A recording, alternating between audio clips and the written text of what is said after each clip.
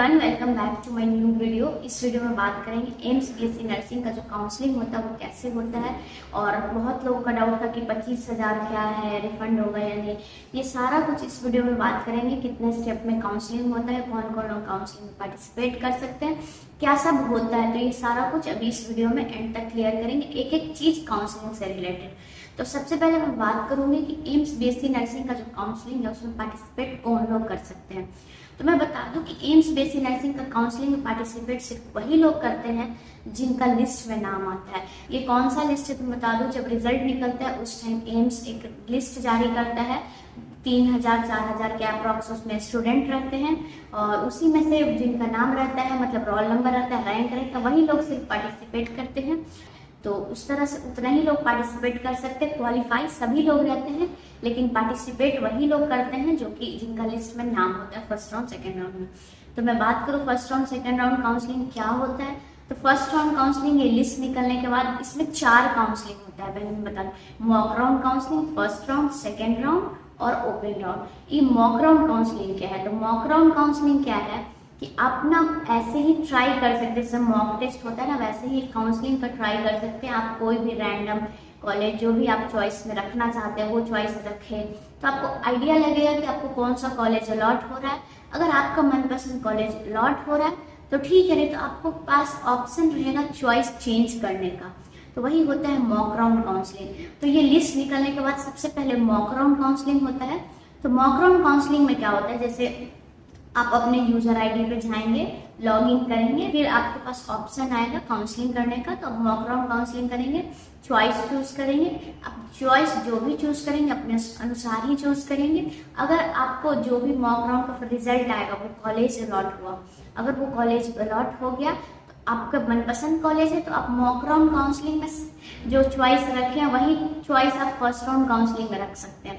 अगर आपके मनपसंद कॉलेज नहीं है, फिर कॉलेज अलॉट नहीं हो रहा है, तो आप फर्स्ट राउंड काउंसलिंग में आपके पास ऑप्शन रहेगा कि ऊपर नीचे कर सकते हैं। तो एक तरह से मॉक टेस्ट है, जैसे मॉक टेस्ट होता है वैसे ही मॉक राउंड काउंसलिंग है। काउंसलिंग करके सीख सकते हैं, देख सकते हैं।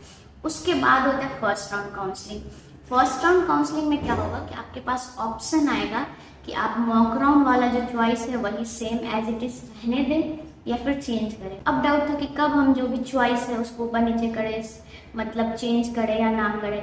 आपको जो मॉक राउंड में जो कॉलेज अलॉट हुआ है वही कॉलेज अगर आप चाहते हैं उसी में जाना, तो आप फर्स्ट राउंड में चॉइस चेंज ना करें, वही same as it is option आएगा, आप उस पर क्लिक करें और सबमिट कर दें।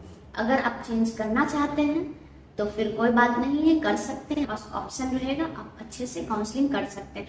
और फिर बात था कि ये सब काउंसलिंग जो हम बता रहे हैं, mock round counselling, first round counselling, उसका फी कितना है। तो मैं बता दूं कि इसका फी कोई भी फीस नहीं है, काउंसलिंग में 0 फी है। इसीलिए जो भी लोग का लिस्ट में नाम है जरूर पार्टिसिपेट करें। फी बिल्कुल भी नहीं लगता। मैं बताऊंगी कि 25,000 किस में लगता है।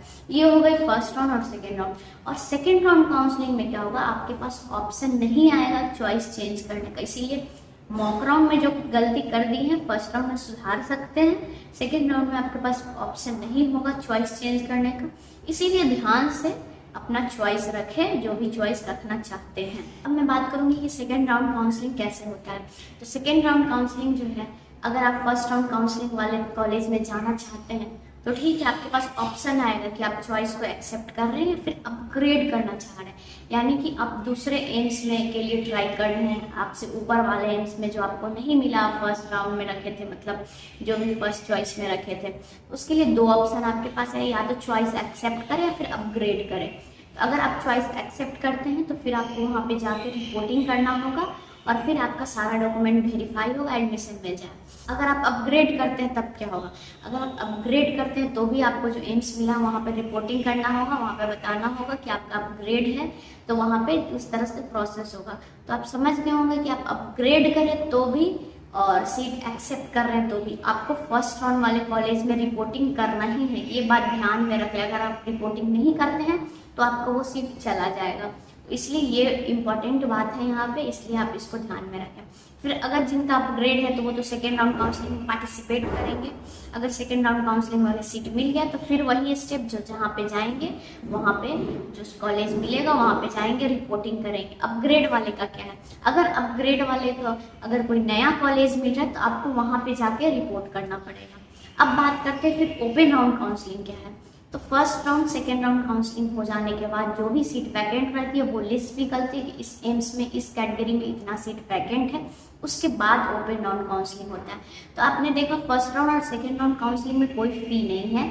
ओपन राउंड काउंसलिंग में आपको 25,000 का डीडी बनवाना होता है, तभी आप काउंसलिंग में पार्टिसिपेट करेंगे। तो इसके लिए पहले आपके पास 25,000 होना चाहिए, उसके बाद ही काउंसलिंग में पार्टिसिपेट कर सकते हैं।